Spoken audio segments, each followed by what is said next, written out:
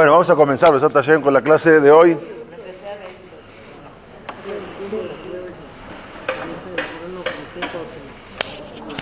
A ver si está este señor. Ok, Besat Hashem.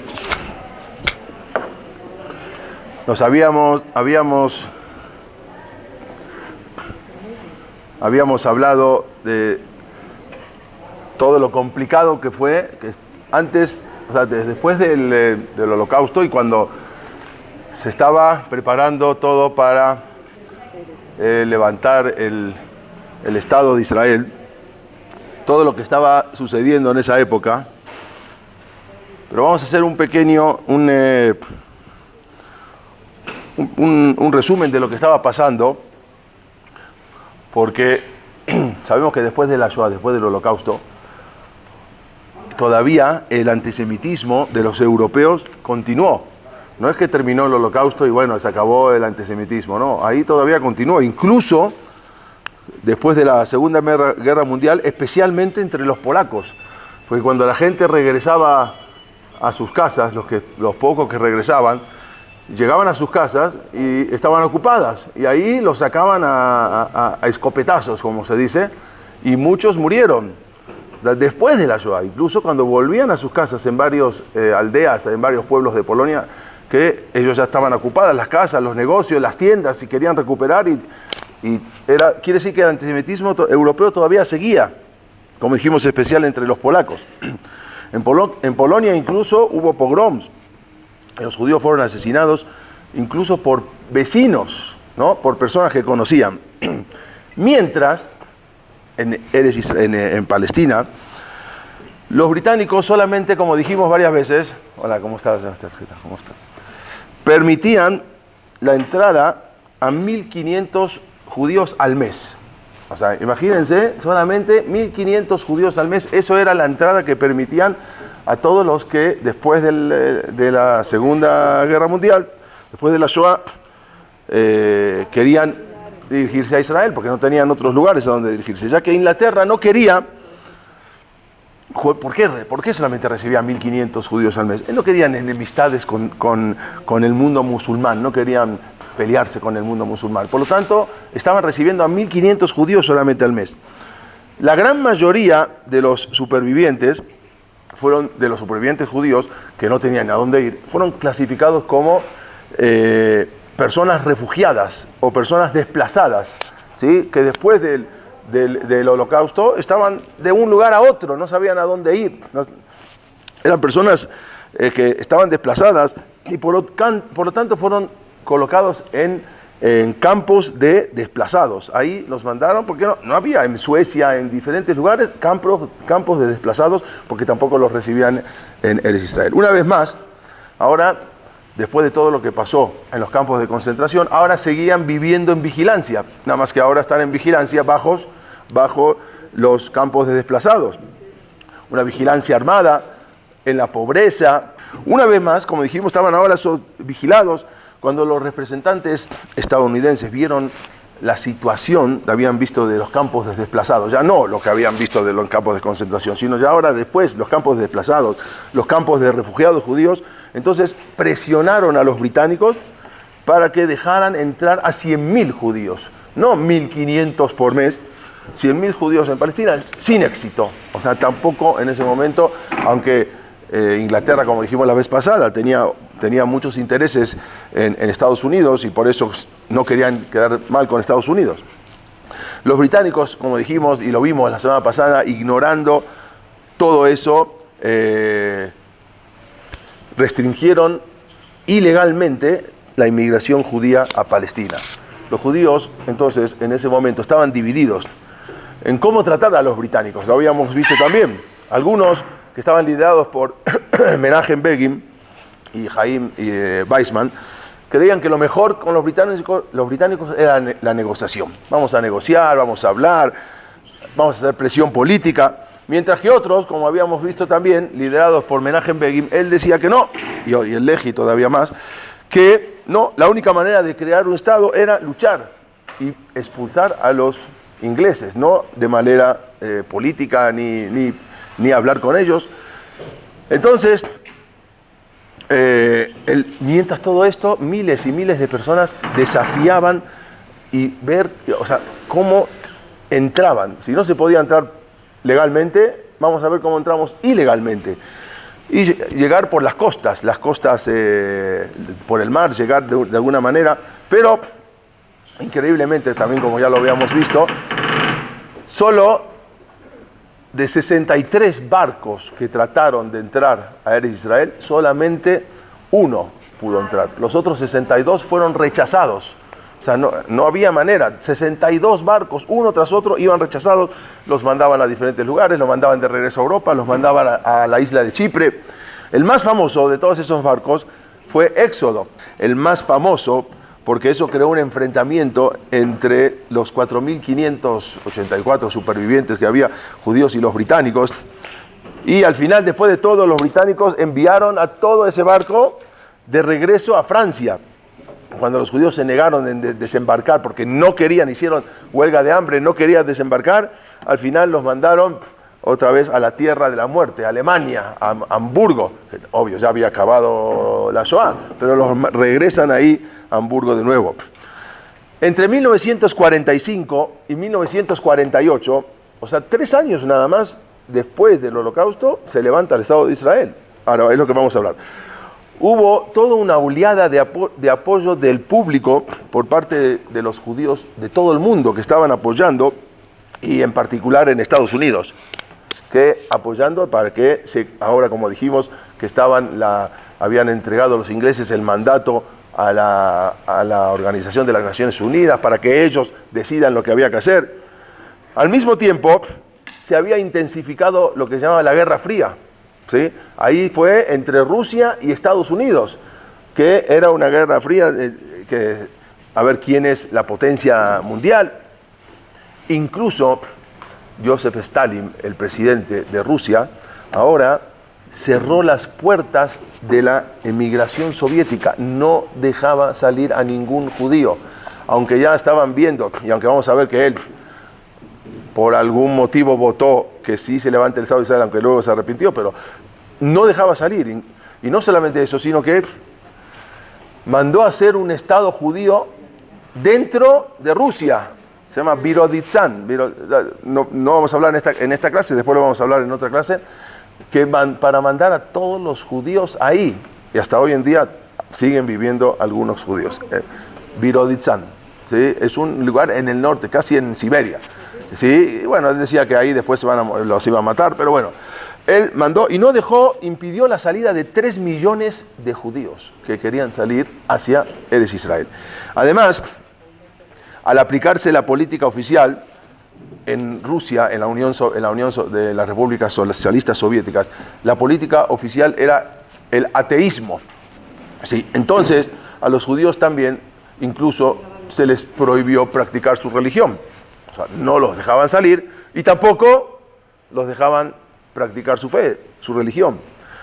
Habíamos dicho también la semana pasada que había un grupo que se llamaba la UNSCOP, no la ONU. La UNSCOP era un grupo de 11 países diferentes que tenían que celebrar unas audiencias que se le hicieron en 1947, el 1 de septiembre, para decidir la acción recomendada a la ONU, para ver si había que dividir a Israel, y al final esa resolución después se votó, como dijimos también la semana pasada, fue aprobada en las Naciones Unidas con una votación de 33 a 13. Obvio, los 13 eran países musulmanes, pero los 33 que aceptaron dividir ahora Palestina. Sorprendentemente, como dijimos, tanto Estados Unidos como la Unión Soviética, que estaban en la Guerra Fría, apoyaron esa resolución, aún con el apogeo de lo que se llamaba la Guerra Fría.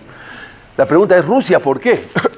Está bien, Estados Unidos se entiende, pero Rusia, ¿por qué quisieron en un momento, y fue en el momento ese, que votaron en que sí se le dé una parte, o sea, que se divida con un Estado judío y un Estado palestino? ¿Por qué? ¿Cuál puede ser el motivo por que Rusia aceptó en ese momento? En Israel había muchos Yehudim que vivían en los kibutzim, que tenían ideas socialistas. Hay muchos kibutzim que se levantaron con ideas socialistas, venían de Rusia con esas ideas socialistas, ideas comunistas. Por lo tanto, ellos estaban seguros de que todo eso, si iban a votar por Israel, llevaría a una eventual forma a que Israel pertenezca, que tenga una influencia soviética, porque como había muchos socialistas en Israel, de los kibutzim, muchos kibutzim eran socialistas. Entonces ellos decían, bueno, seguramente vamos a tener mucha influencia. Por eso votaron que sí para que se hiciera el Estado de Israel. Sin embargo, esta aprobación del plan de partición, todo eso afectó negativamente, y también lo vamos a hablar en las próximas clases, a más de 1 millón de judíos sefaradim que vivían en tierras árabes. Cuando todos los musulmanes vieron que ya aceptaron que se levante el Estado de Israel, de alguna manera, entonces ahí todos los estados islámicos, musulmanes, ahí se levantaron contra casi 1 millón de judíos en todos los países árabes que vivían de hace miles de años en esas tierras, y ahí los musulmanes comenzaron a volverse en contra de sus mismos ciudadanos judíos, que fue después como vamos a ver que se tuvieron que ir de tierras que vivían de hace mucho tiempo. A pesar de que la resolución de la ONU establecía que Jerusalén iba a ser una ciudad internacional. Ya vimos el mapa la vez pasada, cómo iban a dividir todo Israel. Prácticamente a Israel le tocó la franja que es de Tel Aviv, Haifa, hasta arriba, y después todo el Negev, o sea, un desierto para que vivan ahí. Pero Jerusalén iba a ser internacional. O sea, eso lo vimos también en el mapa, eso no iba a ser para todos. Tanto los judíos como los árabes en verdad lucharon por obtener el control. A ver, ok, sí, Jerusalén internacional, pero los árabes, vamos a ver que los jordanos se apoderaron después de Jerusalén, que eso era, y tenía que ser se llama status quo, era una cosa internacional. Pero la situación de los Yehudim era muy grave. ¿Por qué? Porque ahora había caravanas de ayuda que iban trasladando por las carreteras, la famosa carretera que va, esa de Tel Aviv a Jerusalén, todo el mundo la conoce, estaban siendo diezmadas. Eran todas, los árabes estaban en las montañas y todos los que iban pasando por ahí los emboscaban desde la montaña. Por otro lado, los británicos le habían prohibido a los judíos traer municiones, organizar sus reservas, defender, nada. O sea, no, les prohibieron a los judíos defenderse. En ese momento, los Yehudim enfrentaron el periodo más duro de su lucha por la independencia.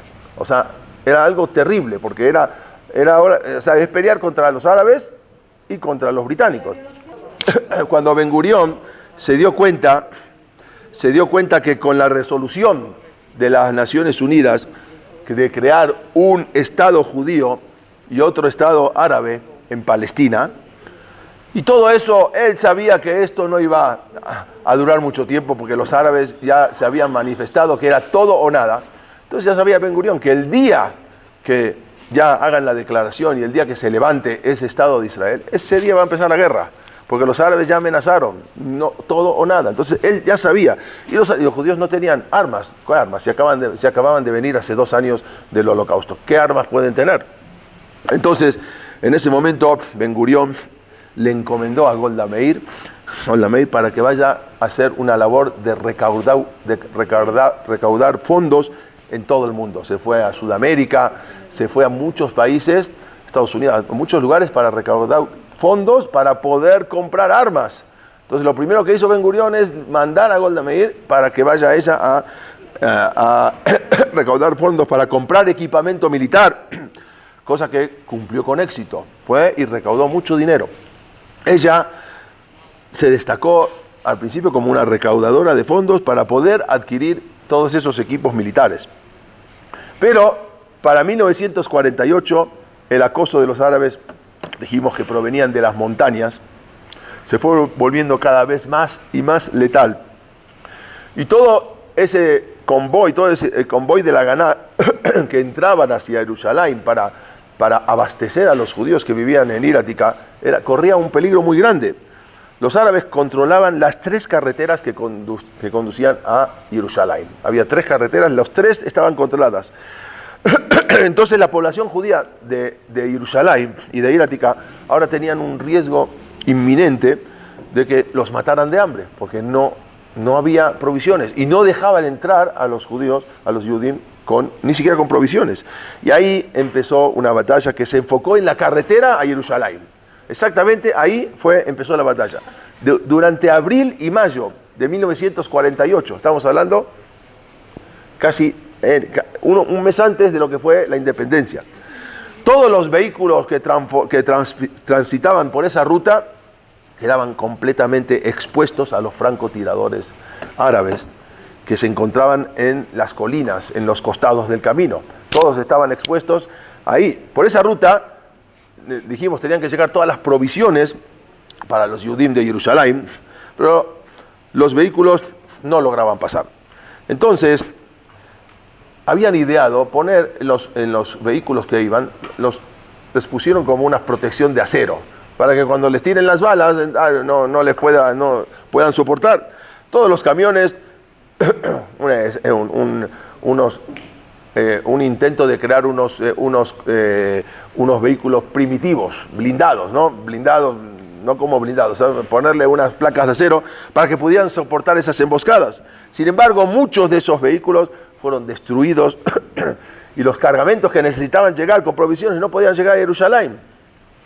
El que va hoy en día de Tel Aviv a Jerusalén todavía puede ver en los costados de la carretera de esos vehículos, esos que iban a llevar las provisiones y que los árabes destruyeron. Los residentes del barrio de Irática estaban ya completamente desconectados con los judíos. Había mucha hambre, no había quien les dé de comer. Y la lucha por el control de la ruta a Jerusalén también se dio en un monte al oeste de Jerusalén. Se llama Castel el lugar. En Castel ahí se dio la lucha más intensa por el control de esas rutas, de esas carreteras que no había. Ahí había una fortaleza. Hasta hoy en día se conoce y se puede visitar la fortaleza de Latrum.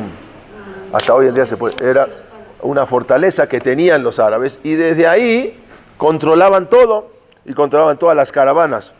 Pero Israel no se quedó. El 5 de abril del año 48, la Haganá lanzó un ataque contra las posiciones árabes sobre esa autopista de Jerusalén, de Tel Aviv a Jerusalén, y esa lucha fue muy intensa, pero ocurrió algo asombroso. Había un yehudí, un joven, que en su vida había agarrado un arma, temaní, un yemenita que acababa de llegar del Yemen, porque ya estaban entrando algunos yehudí. En el 48. Sí, estamos hablando del 5, unos días antes de la independencia. Entonces, en abril del 48, que no era destacado por su destreza de tirador, porque en su vida había agarrado un arma, pero la primera vez que agarró un arma, mató al líder, se llamaba Kader el-Husseini, quien era el líder de las fuerzas árabes, y él era el que estaba organizando toda esa emboscada. A raíz de eso, entonces, tiró y lo mató. Yo creo que es la primera vez en su vida que lanzaba un tiro. Y entonces, sabemos que igual nada, todos del Shamay, todo pasa por algo. A raíz de esto, las fuerzas árabes cesaron la lucha, pararon esa lucha, y al día siguiente todos los árabes abandonaron su posición para ir al funeral, al Sped. Entonces resulta que y ahí, como fueron todos, había 250 camiones que estaban esperando, y resulta que pudieron pasar sin ningún problema y llegaron a Irática a abastecer a todos con comida, porque todos los árabes habían desaparecido, todos acá vemos se habían ido al funeral cancelaron todas las personas de Kader el-Husseini. Entonces ahí pudieron pasar todos y abastecer a todos. Pero había también entre ambos lados de la carretera había un pueblo que se llamaba se conoce hasta ahora en día, Der Yassin. Estaba ubicado a ambos lados de la carretera, y la captura de ese pueblo era clave, agarrar ahí para que ya no sigan molestando y poder mantener esas líneas de aprovisionamiento a Jerusalén. Pero Entonces, ahí se juntaron, ahí empezaron todas las fuerzas, la Ganá, el Irgun, el Leji, como dijimos, atacaron a ese pueblo y ahí desgraciadamente murieron 250 civiles árabes, más una cantidad de árabes que fueron llevados cautivos. ¿Pero por qué? Y hasta hoy en día siguen reclamando los árabes de la masacre de Der Yassin, pero no fue como tal. ¿Por qué? Porque resulta que les advirtieron que iban a atacar, pero ahí se vistieron muchos soldados de mujeres y de niños. Entonces ellos, y como siempre, para que no los ataquen, y entonces resulta que hasta hoy en día se conoce que mataron a mujeres, mataron a niños, porque todos estaban camuflajeados. Eso Menachem Begin lo había dicho, que antes de la lucha habían hecho una advertencia a los civiles desarmados para que pudieran huir, pero esa advertencia fue ignorada. Cuando los hombres armados vestidos de mujeres empezaron a dispararle entonces a los soldados judíos, entonces tuvieron que devolverle todos esos tiros. Y en el ardor de la batalla ya no pudieron distinguir entre hombres, mujeres, armados, desarmados, niños. Y esa noticia de lo que sucedió en ese pueblo, según había transmitido la radio árabe, precipitó la huida de los árabes. Ahora, a través de toda esta noticia, se hizo lo que se llama la Nakba. La Nakba es que todos los árabes empiezan a escaparse de las grandes poblaciones de Israel. Se empiezan a ir, agarran sus cosas, se empiezan a ir, pero no se fueron así porque sí. Les avisaban que se vayan.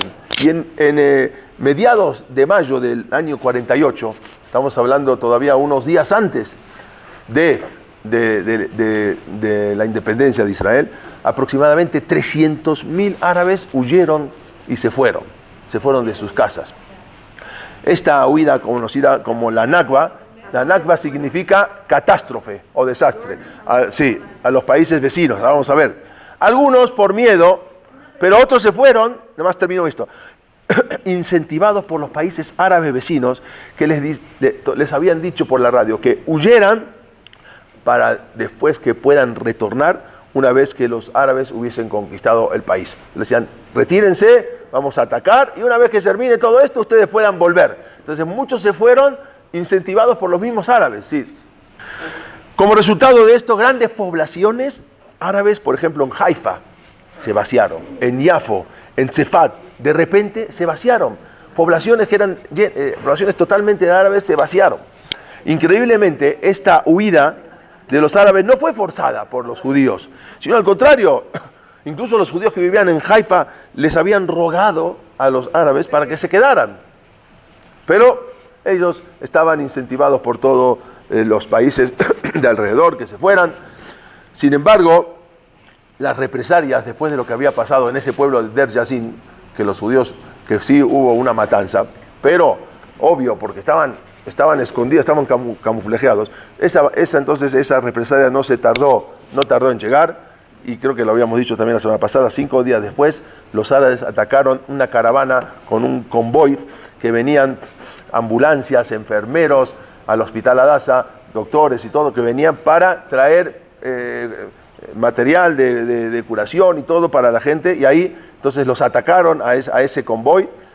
Fue el 13 de abril del año 48 que asesinaron a 77 médicos y enfermeras judías, incluso unos estaban irreconocibles, se habían quedado irreconocibles del bombardeo.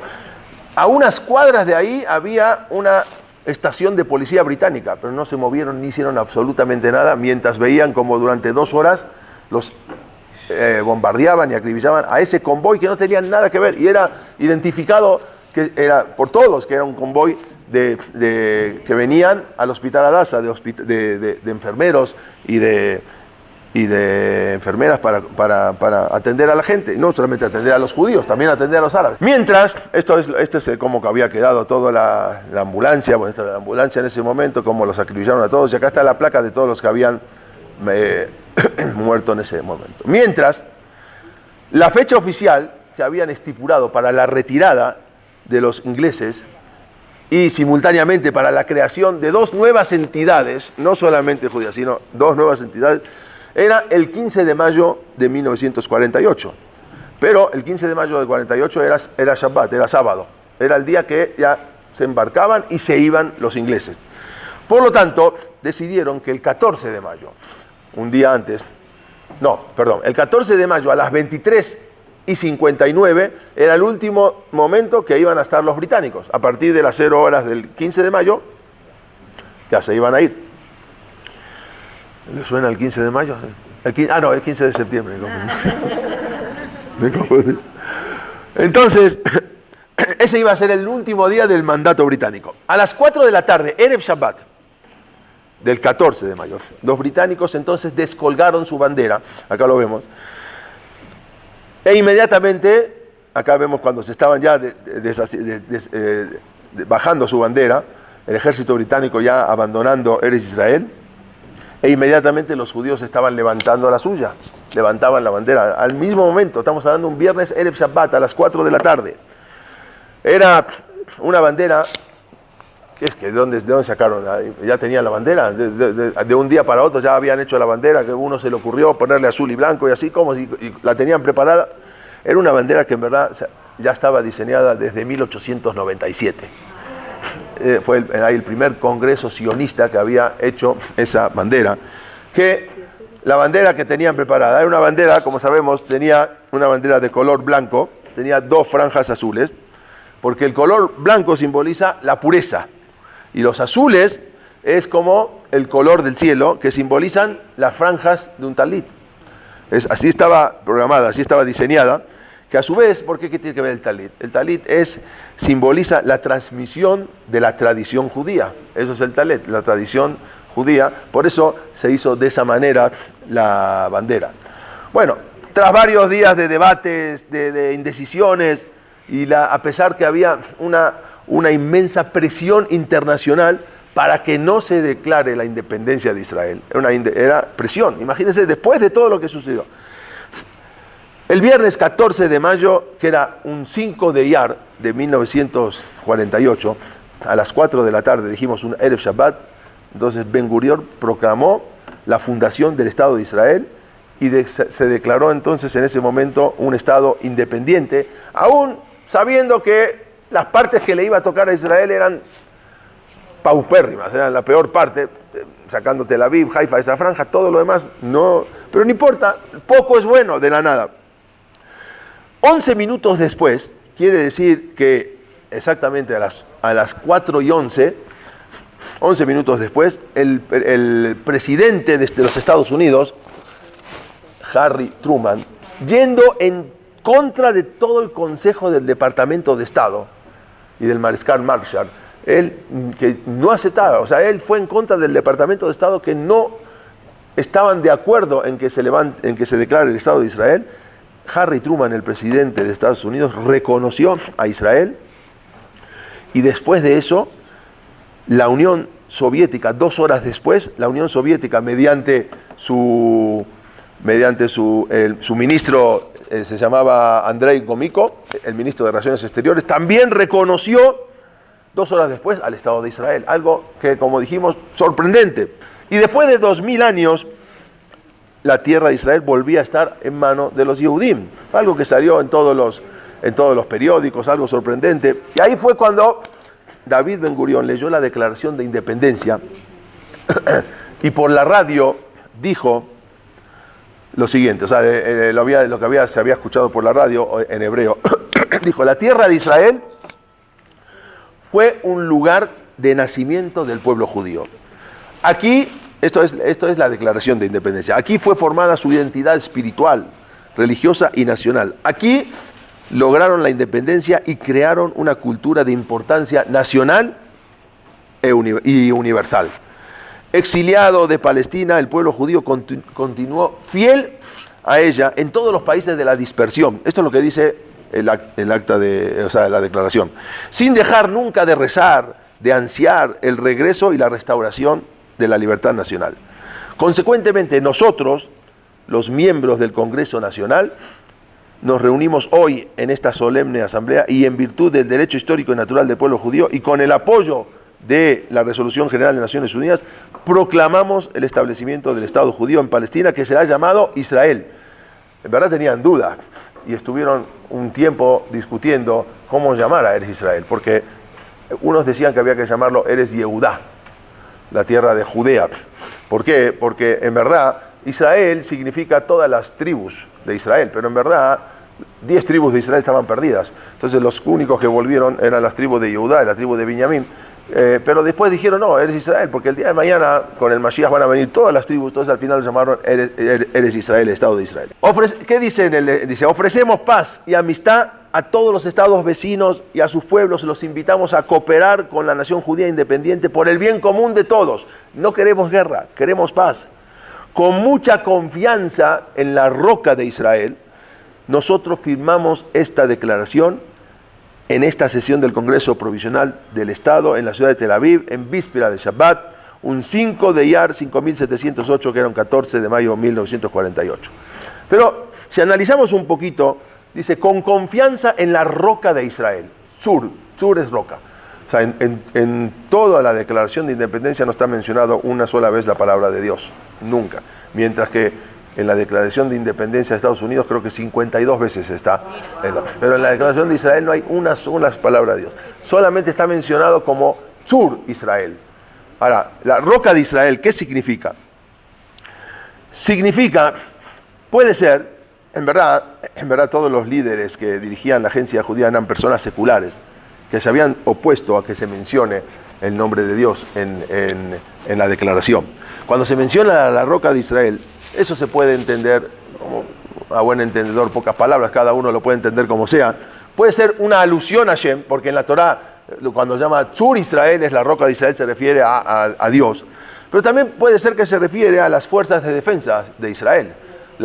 Gracias a la roca de Israel, a las FDI, puede ser gracias a Hashem. Pero al final no pusieron el nombre de Hashem.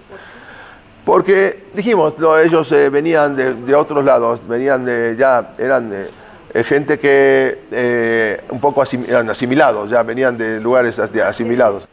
Cuando terminó la firma de ese documento, entonces la orquesta tocó el Atikva, era un Erev Shabbat, la audiencia quedó petrificada. Ahí se estableció lo que es el Estado de Israel y la asamblea, acá está la declaración de independencia de Israel, la asamblea había terminado. Como dicen, proclamar la independencia de un pueblo que estuvo subyugado a otras naciones durante 1887 años, casi 2000 años. Toda esa declaración tomó 32 minutos. En 32 minutos se declaró una independencia de un pueblo subyugado durante 1887 años. La gente caía en lágrimas de regocijo. Afuera habían reunido miles de personas, afuera de la sesión donde estaban declarando la independencia. También había tristeza por los hijos que habían caído, ¿saben? Porque habían caído muchos Yehudim. Y por lo que va a pasar, porque sabían que en este momento ya, después de la independencia, los árabes iban a atacar. Pero, ahora vamos a ver, la gente bailaba en las calles, sí, pero en verdad no por mucho tiempo. Sí había, incluso vamos a ver ahora que muchos judíos en el mundo entero celebraron la noticia. Vean acá, todos estos que están acá, todos estos que se pueden ver acá, venían de Bielorrusia, eran de la Agudat Israel, había un partido, también partido religioso, los que están acá. Viernes en la noche. No, viernes en la tarde, por eso no lo hicieron el viernes en la noche. Pero, en verdad, todo el mundo celebraba, pero muchos judíos en el mundo que celebraron la noticia, pero a su vez sintieron miedo de una inevitable lucha que era inminente, que iba a venir. Pero un tiempo antes de todo esto, cuando como dijimos, ya se sabía que se iba a formalizar el Estado judío, había una organización ortodoxa en Eretz Israel llamada Agudat Israel, que llegó a un acuerdo histórico con los líderes sionistas, que todos ellos eran encabezados por David Ben Gurión, y aceptaron, aunque no de buena gana, pero aceptaron por lo menos cuatro, se le hizo mucho más puntos que le habían dicho, pero por lo menos 4 puntos aceptaron de Agudat Israel. O sea, ellos propusieron 4 puntos, un documento que se llama el Status Quo, que se firmó el 19 de junio del 47. Son los 4 puntos principales que se aceptaron fue, primero, la observancia del Shabbat en la vida pública. ¿sí? Que los negocios, que la vida pública, que los gobiernos, que las oficinas de gobierno estén cerradas. Eso es hasta que hoy en día, como no hay una constitución, hoy en día se quiere quitar. Están tratando. Lo segundo es, el Shabbat debía ser el día oficial de descanso, no el día domingo. ¿Sí? Ellos, o sea, al principio querían poner el día domingo. Se logró que el Shabbat sea el día oficial de descanso y el día que las oficinas y los servicios gubernamentales iban a estar cerrados. Segundo, la observancia del kashrut en las instalaciones gubernamentales. O sea, en todas las instalaciones gubernamentales tiene que haber kashrut. No importa de quién es la yajá, si rabbanut, no rabbanut, Tel Aviv, pero tiene que haber kasher, que se sirva kasher. Cuarto, el derecho a la educación religiosa. O sea, poner que la persona, si quiere tener una educación religiosa, la pueda tener. No que sea toda una educación laica, que la persona puede elegir, pero que también haya educación religiosa. Y estos puntos, estos puntos, en verdad, y hay continúan siendo una política casi oficial, porque dijimos, en Israel no hay constitución, no hay una constitución. Sin embargo, han sufrido desde entonces un continuo ataque, a veces por los judíos seculares, que no quieren como no hay constitución, no la quieren hacer valer como ley. Y incluso la más importante es que todos los matrimonios y los divorcios sean dirigidos, o sea, que los que manejen todo eso sean los ortodoxos. El problema es que hasta hoy en día, después cuando llegaron los rusos, que llegaron miles y miles de rusos, y ahí entonces ya no sabe si es judío, si no es judío, entonces ahora, bueno, los reformistas quieren, no importa, que se pueda casar uno, ya es un Israel no es como México, no es como Argentina.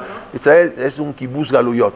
Cuando una persona se va a casar con otro en Israel, no sabe ni de dónde viene. Hay de todos los países, pueden haber de cualquier país. Entonces, una persona que va a casar a un hijo o a una hija con otro, no sabe ni de dónde vienen. Es un problema. Cada una persona está en la comunidad, sabe dónde. Pero Israel es tierra de todo el mundo. Entonces, ese era el problema que todo eso que los judíos habían hecho presión, los religiosos habían hecho presión para que todos los matrimonios y las divorcios y las conversiones sean de acuerdo a la ley de la Torá. Pero ahí hasta hoy en día hay controversias porque quieren que sean todo eso reconocido por el Estado, no por los rabinos. Y hasta hoy en día es un tema muy controversial. Pero a todo esto hubo un preciso instante que tenía que darse el nacimiento y la supervivencia de Israel. En un instante solamente. El presidente soviético, acá vemos cuando estaban afuera, todos esperando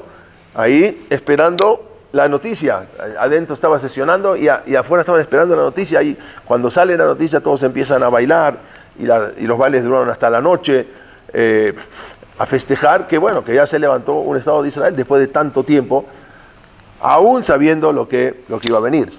Lo principal, como dijimos, los puntos eran el Shabbat, los matrimonios y también el derecho a tener el kasher y el derecho a tener un estudio también ortodoxo. Pero el presidente soviético, Stalin, había lanzado una campaña antisemita. Pero, sin quererlo, sin embargo, Israel ya tenía asegurada la existencia debido a lo que habían votado. Después se arrepintió Stalin, después de lo que hizo. Él pensó, como dijimos antes, seguramente que hay muchos socialistas, muchos comunistas en la tierra de Israel y vamos a tener un punto de apoyo. La política norteamericana también estaba cambiando. Estaban presionando todo el Congreso a el presidente Truman, presionaban para que como que se retracte o que busque otros puntos. Si el retiro del gobierno británico, en lugar de ser el 14 de mayo, en la noche, hubiese sido 3-4 días después, no se hubiese logrado nada. Porque la presión que había, que fue un momento que nadie sabe por qué, el presidente Stalin y el presidente Truman se les ocurrió contra todo, contra viento y marea, votar a favor y que se haga el Estado de Israel. Si hubiese pasado 1 o 2 días más, no hubiese ocurrido. Sabemos que todo es Akadosh Baruj Hu, pero todo en ese preciso instante tuvo que pasar. Mientras que la Unión Soviética en unos días más se hubiese mostrado totalmente contrario al nacimiento del Estado judío, no lo hubiese aceptado. Quiere decir que Israel surgió en una oportunidad, en una brecha que se abrió durante unos momentos, unos meses, y entre 1947 y 1948 fue algo increíble. Hay un importante historiador, Paul Johnson, él dijo lo siguiente: el Estado de Israel fue suerte o providencia, porque es algo insólito, porque nadie quería y de repente en un momento quisieron. Bailey, otro famoso historiador no judío, escribió: así como un nuevo Estado vio la luz del día en circunstancias tan fantásticas, igual que las 1001 noches. Así fue algo sorprendente lo que estaba sucediendo en ese momento. Cuando Hashem así lo quiere, hasta los enemigos se convierten en las herramientas para beneficio de Am Israel. O sea, eso cuando Borolam quiere, los mismos enemigos que votan en contra, que Baruj Hu le pone en la mente del presidente de Rusia, de la Unión de las Repúblicas Socialistas, que vote que sí. Después se va a Kadosh Baruj Hu y ahí él se arrepiente. Pero en ese momento nadie sabe qué pasó. Esto solamente se puede entender con Ashgaha Pratit. No se entiende, ni los gentiles entienden lo que había pasado. ¿Cómo puede ser? Y así varias cosas que van pasando con Am Israel.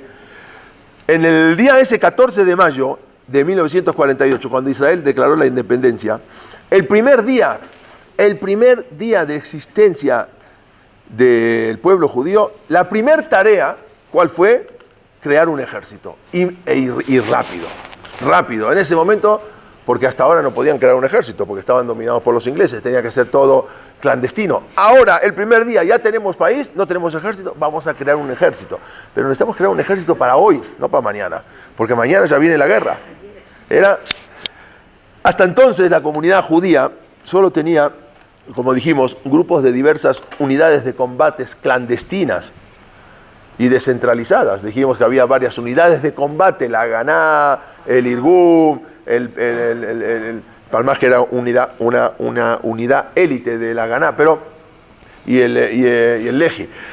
El día de su nacimiento, ese mismo día, Israel fue atacado por 5 países árabes. O sea, no existe ningún país en el mundo que el día que declaren la independencia, ese mismo día, de repente empiecen a atacarlos. Desde todas las fronteras, la decisión estaban decididos a borrar a Israel del mapa. No solamente 5 países árabes, estaba Egipto, Irak, Arabia Saudita, Siria, el Ejército de Liberación Árabe, Yemen, el Líbano, Jordania, el pueblo palestino, la Liga Árabe. Muchos mandaban ejército y otros mandaban algunos combatientes. Ese mismo día empiezan el ataque, que Israel ya se sabía, pero no tenía ni ejército. Entonces, la comunidad judía apenas se estaba recuperando de 6 meses de una brutal guerra civil. Ya vimos todo lo que pasó, lo que contamos la semana pasada, esta semana, de toda la guerra civil que había. Y apenas se estaban recuperando de todo eso, y todo era una guerra civil lanzada por la población árabe, que era obvio que la superaba en número y la superaba mucho más en armas a los judíos.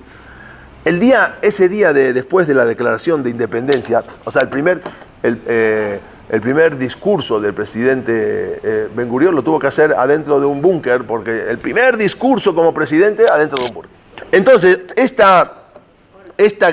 y ahí incluso el encargado, él era el secretario de la generación de la Liga, general de la Liga Árabe, él dijo: esta será una guerra de exterminio. Mandó avisar en todas las radios de los árabes, incluso que se escuchaban en Israel, no existía una radio de Israel. Esta va a ser una guerra de exterminio y una masacre trascendental. Así declaró Azam Pasha, que era el secretario general de la Liga Árabe, hablando desde el Cairo. Los 600.000 para judíos. Sí. Los ejércitos árabes invasores contaban con 270 tanques. Ya se habían armado, incluso los ingleses le habían dado 150 cañones, 300 aviones. Eso es lo que tenían los ejércitos árabes. Pero las fuerzas judías no tenían ametralladoras pesadas. O sea, tenían algunas, pero no eran lo que se llama ametralladoras pesadas. Artillería, vehículos blindados, todo eso no contaban. Armas antitanques tampoco. Antiaéreas, no tenían aviones, no tenían tanques, no era nada. En menos de 2 semanas, entonces, el gobierno creó lo que son las FDI, las fuerzas de Israel, que eran fusionadas entre la Haganá, el Irgun y un poco del Lehi, se fusionaron y ahí hicieron lo que se llama las fuerzas de defensa de Israel. Israel tenía 32.000 soldados. Con eso contaba Israel en ese momento, pero solo 1/3 de ellos tenían armas, pero armas ligeras, ¿sí? No había armas pesadas, no, armas que se podían defender quizás con pistolas, así. La mitad no tenía ningún entrenamiento militar. Los pocos que tenían entrenamiento militar eran los que pertenecían a las guerrillas, pero la mitad no había entrenamiento militar. La Fuerza Aérea de Israel estaba formada por 4 pequeños aviones. Esa era toda la Fuerza Aérea de Israel. Y uno de los cuales fue derribado en el primer día de su operación. 4 aviones, y uno quedó el primer día, ya no sirvió. Quedaron 3 aviones. Era una guerra en todos los frentes, por el norte, por el sur, por todos lados, ¿sí? En todas las ciudades. Y para empeorar las cosas, se declaró un embargo internacional de armas al Estado judío. O sea, nadie podía surtirle armas a los judíos. Era un embargo internacional, que no podían surtirle armas. Ellos fueron atacados. Para que no se defiendan. Entonces, casi todas las posesiones estratégicas claves pasaron a las fuerzas británicas salientes. Ya se iban, pero que las fuerzas británicas le entregaron todas las posiciones estratégicas a los árabes, no a los judíos. Y no solamente eso, las armas, en lugar de llevárselas, muchas de las armas se las entregaron a los árabes. Todo esto es el comienzo de esta historia. Mientras Israel, después vamos a ver que esa empezó la guerra de la independencia, se llama la guerra del año 48, que lo vamos a hablar también en las clases que siguen. Mientras Israel ganaba esta guerra, estaban 4.000 soldados voluntarios, vinieron a su ayuda de diferentes países a ayudar a Israel. El 1% de la población en esta guerra, el 1% de su población murió en la batalla. ¿Qué es el 1%? El 1% de la población de Israel murió en la batalla. Eso equivaldría a decir que, por ejemplo, Estados Unidos hoy perdería 3 millones de soldados. O sea, en porcentaje, el 1% de lo que había en Israel. Israel también, en ese momento, a pesar de todo esto, ahora Israel estaba subiendo, estaba triplicando su población. Mientras peleaban, mientras se defendían, por otro lado, entraban todos los inmigrantes. Hacía menos de 100 años, Israel solamente tenía 26.000 judíos y ahora había 630.000 judíos. O sea, se estaba triplicando la población. Se había multiplicado por 50. Ahora eso planteó un enorme desafío, porque Israel, el problema es no solamente que había que defenderse de la guerra, no tenía alimentos. ¿Cómo va a alimentar a toda esa población que llegaba a Israel? Toda esa afluencia de población. ¿Dónde tenían las viviendas? ¿De dónde iban a sacar todas esas viviendas? Entonces, al carecer de todos esos recursos, y aparte que le habían dado todos los desiertos, no tenían industrias. ¿Qué industrias eran? Las industrias de las naranjas que después sacaron. No había industria en Israel para poder salir. No tenían para proporcionar empleo. Sí había un pequeño aeropuerto. También carecía de sistemas de atención sanitaria, toda esa infraestructura para absorber todo ese tsunami de inmigrantes que llegaban a Israel. Pero eso no impidió hacerlo. Todos iban llegando, todas las personas que iban llegando del Holocausto, mucha gente venía destrozada, sin un centavo, las familias enteras habían sido asesinadas. Y había, aparte, otra amenaza, la amenaza que los ingleses le entregaron todos a los árabes. Entonces, todo eso, imagínense cómo estaba en ese momento. Y aparte, Israel en ese mismo momento transportó vía aérea a 50.000 judíos del Yemen y 120.000 judíos que venían de Irak. Los traían, Israel estaban regresando a todos esos judíos, que lo vamos a hablar después. Por lo que Israel ha absorbido a más integrantes per cápita que cualquier otro país en el mundo. En un momento de guerra, todo eso lo estaban haciendo. El problema es que de todos los inmigrantes ninguno sabía hablar hebreo. Unos hablaban árabe, otros hablaban... No se entendían, era como la Torre de Babel. Todo eso Israel acababa de lograr un acontecimiento histórico mundial, reviviendo una lengua que no se hablaba después de 2000 años, devolviendo la vida al judío. Son algo impresionante de todo lo que estaba y todo lo que tenía que absorber. En ese momento los metían en hogares, en carpas, en lugares, no había lugares tenía que alimentarlos de alguna manera. Todo eso mientras giraba la guerra. Israel procedió con todo eso a fundar 28 nuevas comunidades agrícolas, kibutzim y todo eso, mientras se daba todo eso a la guerra, y otras 25 nuevas ciudades donde antes no había ni electricidad, ni agua, ni siquiera caminos. Es decir, que prácticamente tuvo que inventarse todo desde cero. En cuestión de solo unos meses, en Israel crearon un sistema de justicia, fuerza policial, tribunales, leyes y todo el gobierno. En cuestión de meses y con la situación como se daba. Todo eso, el nacimiento de ese Estado de Israel fue circunstancias que solo por un milagro divino se puede entender. Y fue cuando, eso en 1936, y con esto acabo, cuando una vez Ben Gurión tuvo que dar un discurso ante un contingente de ingleses y americanos, dijo lo siguiente: hace 300 años llegó al Nuevo Mundo un barco a Estados Unidos que venía de Inglaterra, que se llamaba Mayflower. El barco que venían con inmigrantes que llegaron a Estados Unidos, digamos, los que luego levantaron a Estados Unidos, venían de Inglaterra, como dijimos los puritanos. El desembarco, eso fue que llegaron a Estados Unidos, fue uno de los grandes acontecimientos históricos de la historia de Inglaterra y de la historia de América. Así dijo Ben Gurión. Pero me gustaría preguntarles lo siguiente a cualquier inglés que está sentado aquí en la comisión. ¿Qué día salió del puerto el Mayflower? ¿Qué día salió del puerto de Inglaterra? ¿Qué fecha fue el día que salió ese barco? Y también me gustaría preguntar a los estadounidenses, ¿saben en qué fecha salió de Inglaterra y sabes cuándo llegó y cuántas personas había en el barco? ¿Quiénes eran los líderes en ese momento? ¿Qué tipo de comida comieron en ese barco? Así les preguntó Ben Gurión a los líderes, a todos los que estaban sentados ahí. Hace más de 3.300 años, mucho antes del Mayflower, nuestro pueblo abandonó Egipto y todo judío en el mundo, esté donde esté, sabe qué día fue. Y sabe hasta qué comida comieron. Y todavía comemos esa comida en el aniversario. Y sabemos quién era nuestro líder. Y nos sentamos y contamos la historia de nuestros hijos y de nuestros nietos para garantizar que nunca sea olvidada. Y decimos nuestros dos lemas: ahora podemos estar esclavizados, pero el año que viene seremos un pueblo libre. Ahora estamos detrás de la Unión Soviética y de su prisión. Ahora estamos en Alemania, donde Hitler nos está destruyendo. Ahora estamos dispersos por todo el mundo, pero el año que viene estaremos en Jerusalén. Así lo dijo en 1936. Llegará el día en que regresaremos a Sion, la tierra de Israel.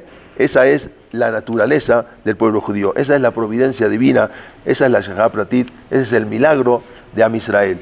Algo impresionante, algo que después de todo, de la situación como estaba, poder organizar todo un país, de algo, por un lado peleando y defendiendo, y sin armas, y por otro lado, ahora lo traduzco si quieren para que se vea. Por un lado, peleando, y por otro lado defendiendo, y por otro lado manteniendo y dándole de comer a todos los inmigrantes que venían. Ningún país recibió tantos inmigrantes de repente, y había que mantener a todos, y había que darle de comer a todos, y había que defenderse, y todo eso, y había que levantar todas unas nuevas entidades. Y todo eso, ¿cómo se hizo? De la nada. Incluso hace 3 años que estaban en los campos de concentración. Nada más 3 años tenían. Y ahora en 3 años se levantó todo lo que es Eretz Israel. Es algo impresionante. Eso solamente se puede entender por la Shechá Pratit. Solamente se puede entender por la mano de Boré Olam. Cuando Dios no quiere, no quiere. Y cuando Dios quiere, se acabó. Le ponen en la cabeza al presidente de Rusia, al presidente de Estados Unidos, que en ese momento digan que sí. Después lo que pase antes, lo que pase después, no. En el momento que se tiene que levantar, Estado de Israel se va a levantar. En el momento que no, no se va a levantar. Que HaKadosh Baruj Hu mande la alegría en todos los hogares, las personas que necesiten refuá, que tengan refuá Shelemá, y el que está sano, que Hashem lo siga conservando sano. El que necesite Parnasá, que Akadosh Baruj Hu les otorgue mucha parnasá. El que ya tiene parnasá, que Hashem le conceda la inteligencia para saber qué hacer con el dinero. Y el que necesite hijos, que Akadosh Baruj Hu le otorgue hijos. Y el que ya tiene hijos, que Akadosh Baruj Hu tenga nahat de ellos. Y también los padres. A gente, los que necesitan un shidduch, que Akadosh Baruj Hu le mande un shidduch. Y el que ya está casado, que Akadosh Baruj Hu le mande mucho shalom bait. Y ahí Ratzon, Sheniske, Kulanu, Lejaim Tovim, un shalom. Todo lo bueno, Besat Hashem. El sábado que viene vamos a seguir a ver todo esto. Gracias.